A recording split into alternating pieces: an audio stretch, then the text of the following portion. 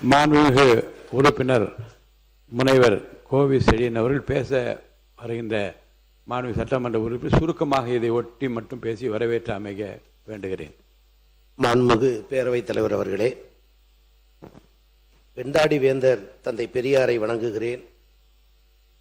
காஞ்சியின் மன்னன் கடமை கண்ணியம் கட்டுப்பாட்டை கற்றுத்தந்த பேராசான் அறிஞர் அண்ணாவை வணங்குகிறேன். என்னை கடலில் தூக்கி எறிந்தாலும் நான் கட்டுமரமாக வதைப்பேன், நீங்கள் சவாரி செய்யலாம் என்று தியாக உள்ளத்தோடு வாழ்ந்த முத்தமிழறிஞர் மூதறிஞர் டாக்டர் கலைஞர் அவர்களை வணங்குகிறேன். எங்கள் இயக்கத்தின் தலைவர் ஓய்வறியா உடைப்பாளி அண்ணன் தளபதி மு.க. ஸ்டாலின் அவர்களை வணங்குகிறேன்.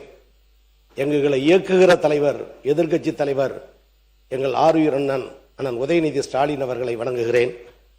மாண்புமிகு பேரவைத் தலைவர் அவர்களுக்கும் முதலமைச்சர் அவர்களுக்கும் அமைச்சர் பெருமக்களுக்கும் முன்வரிசை தலைவர்களுக்கும் அனைத்து சட்டமன்ற உறுப்பினர்களுக்கும் என்னை 2011, 16, 21, 26 4 முறை திருவிடைமருதூர் தொகுதியிலிருந்து தேர்வு செய்து அனுப்பிய எனது தொகுதி மக்களுக்கும் மனமார்ந்த நன்றியை சொல்லி, பேரவைத் தலைவர் அவர்களே, முதலமைச்சர் அவர்களால் கொண்டு வரப்பட்டிருக்கிற தமிழ்தாய் வாழ்த்து பாடல் குறித்த தனி தீர்மானத்தை திராவிட முன்னேற்ற கழகத்தின் சார்பில் நான் வழிமொழிகிறேன், ஆதரிக்கிறேன்.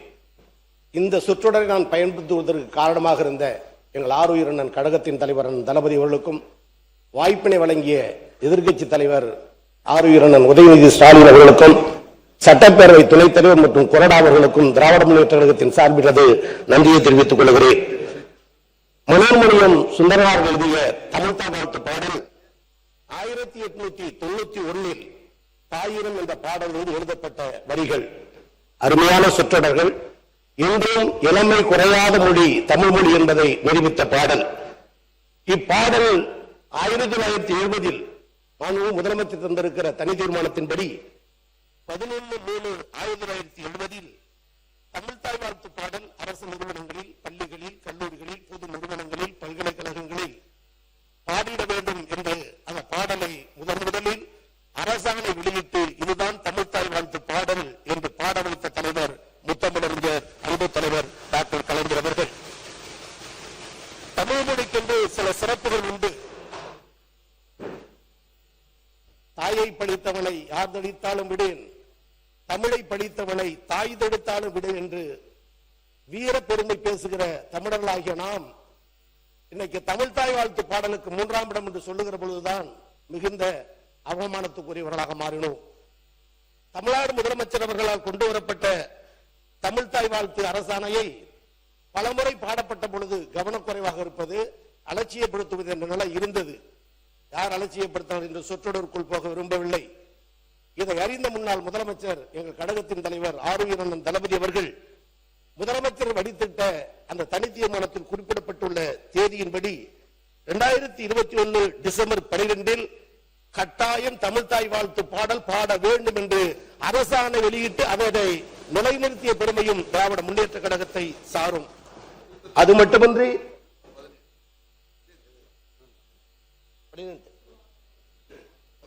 அதை தொடர்ந்து தமிழ் மொழி பெருமையை சொல்லக்கூடிய வகையில் நீசமொழி என்று பேசப்பட்ட தமிழ் மொழியை தேச மொழியாக்கி செம்மொழியாக்கியது அன்பு தலைவர் கலைஞர் திராவிட முன்னேற்ற கழகம். உலகத்தமிழ் மாநாட்டை நடத்தி உலகிற்கு தமிழின் பெருமையை சொன்னது அன்பு தலைவர் கலைஞர் திராவிட முன்னேற்ற கழகம். சென்னையில் செம்மொழி தமிழாய்வு நிறுவனத்தை கொண்டு வந்து தமிழ் மொழி சிறக்க அரிய பல பணிகளை செய்தது திராவிட முன்னேற்ற கழகம். கரந்தையில் பாடப்பட்ட அந்த தமிழ்ச்சங்க பாடல் இன்றைக்கு மனோன்மணியம் சுந்தரனார் பல்கலைக்கழகத்தில் வெந்த புண்ணில் வேல் என்பதை போல எந்த பாடலை இந்த உலகுக்கு யாத்து தந்தாரோ அந்த பல்கலைக்கழகத்தில் தாய்மொழியின் அடையாளமாக இருக்கிற தமிழ்தாய் வாழ்த்து பாடல் 3ஆம் இடம் தள்ளப்பட்ட வேதனை அனைத்து கட்சிகளும் கண்டித்த நிலையில் எங்கள் கழகத்தின் தலைவர் கடுமையான முறையில் கண்டித்தார், எதிர்த்தார்.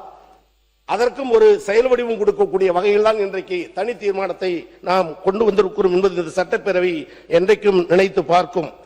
எனவே இந்த நேரத்தில் திராவிட முன்னேற்ற கழகத்தின் சார்பில் ஆதரிக்கிற இந்த நேரத்தில் தமிழ்நாடு என்று பெயர் மாற்றம் தந்தது அண்ணா திராவிட முன்னேற்ற கழகம். தமிழ்தாய் வாழ்த்து பாடலை கொண்டு வந்தது கலைஞர் திராவிட முன்னேற்ற கழகம். அதை சட்டப்படி கொண்டு வர வேண்டும் என்று ஆணை பிறப்பித்தது தளபதி மு.க. ஸ்டாலின் திராவிட முன்னேற்ற கழகம்.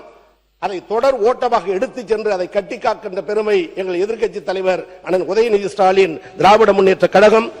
இவ்வளவும் சிறப்புகளை தமிழ் மொழிக்கும் தமிழ் தாய் வாழ்த்து பாடலுக்கும் படி திராவிட முன்னேற்ற கழகத்தின் சார்பில் ஆதரிக்கிறோம். ஆனால் அடிக்கடி மாறப்படுகிற இந்த சூழலை மாற்றிட மாண்புமிகு முதலமைச்சரும் இந்த அவையும் பேரவைத் தலைவரும் அதை சட்டமாக்கி தந்தால் எவரும் இந்த தவறுக்கு துணை போக மாட்டார்கள். அதற்கு நிலையான உறுதியான இரும்புத்தன்மையான அதிகாரம் கிடைக்கும் என்ற நிலையில் ஆதரிக்கிற அதே நேரத்தில் சட்டவடிவமாக்கி தாருங்கள் என்ற வேண்டுகோளை வைத்து திராவிட முன்னேற்ற கழகத்தின் சார்பில் வரவேற்று அமர்கிறேன். வணக்கம்.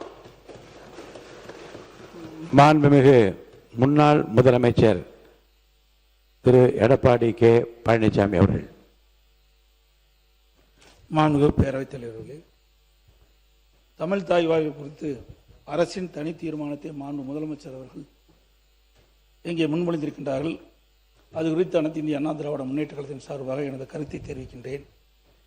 தமிழ் மொழியின் பெருமையும் தமிழர்களின் பண்பாட்டு அடையாளத்தையும் நிலைநிறுத்தும் வகையில் தமிழ்நாட்டில் உள்ள கல்வி நிறுவனங்கள், பல்கலைக்கழகங்கள், அரசு அலுவலகங்கள், பொதுத்துறை நிறுவனங்கள் உள்ளிட்ட பொது அமைப்புகளின் நிகழ்ச்சிகள் தொடங்குவதற்கு முன்பு தமிழ்தாய் வாழ்த்து கட்டாயமாக முதலில் பாடப்படும் என்பது உலகெங்கும் வாழும் தமிழர்கள் அனைவரையும் உணர்வாகும். தமிழ்தாய் வாழ்த்து வெறும் பாடல் அல்ல, தமிழ் மொழியின் தொன்மை மொழி. அது நமது மொழியின் பெருமை, நமது பண்பாட்டின் அடையாளம், உலகெங்கும் வாழும் தமிழர்களின் உணர்வு ஒன்றிணைக்கும் தமிழன்னைக்கு மரியாதை.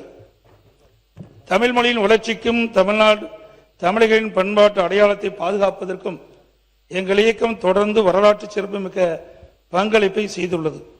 1968ஆம் ஆண்டு சென்னையில் 2வது உலக தமிழ் மாநாட்டை அண்ணா அவர்கள் நடத்தினார்கள். 1981ஆம் ஆண்டு மதுரையில் 5வது உலக தமிழ் மாநாட்டை பொன்மனச்செம்மல் புரட்சித் தலைவர் எம்ஜிஆர் அவர்கள் நடத்தினார்கள். 1995ஆம் ஆண்டு தஞ்சாவூரில் 8வது உலக தமிழ் மாநாட்டை இதே புரட்சித் தலைவர் அம்மா அவர்கள் நடத்தினார்கள். தமிழின் பெருமையை உலக அரங்கிற்கு எடுத்துச் சென்றார்கள். இம்மாநாடுகள் தமிழ் மொழி குறித்து உலகளாவிய ஆய்வுகள் வளர்வதற்கு பெரும் பங்களிப்பை செய்தன. மாண்புமிகு புரட்சித் தலைவர் எம்ஜிஆர் அவர்கள் தஞ்சாவூரில் தமிழ் பல்கலைக்கழகத்தை உருவாக்கி தமிழ் மொழி, இலக்கியம், வரலாற்று, கல்வெட்டில் தொல்லியல் மற்றும் பண்பாடு குறித்து ஆய்வுகளுக்கு நிரந்தரமான அறிவுத்தளத்தை ஏற்படுத்தினார்.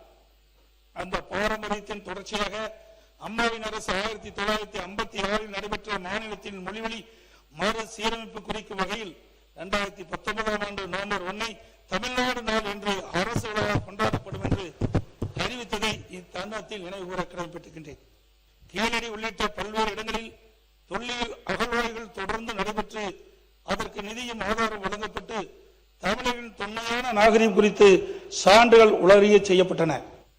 எனவே உலக தமிழ் மாநாடுகள் முதல் தமிழ் பல்கலை வரை, தமிழ்நாடு நாள் முதல் தொல்லியல் ஆய்வுகள் வரை தமிழ் மொழியின் வளர்ச்சிக்கும் தமிழர் வரலாற்றின் பெருமைக்கும் தொடர்ந்து பங்களித்த இயக்கம் அனைத்து இந்திய அண்ணா திராவிட முன்னேற்ற கழக இயக்கம் என்பதை பெருமையோடு இந்த அவையில் பதிவு செய்கின்றேன். தமிழ்தாய் வாழ்த்து பாடப்படுவது யாருக்கும் எதிரான நடவடிக்கை அல்ல.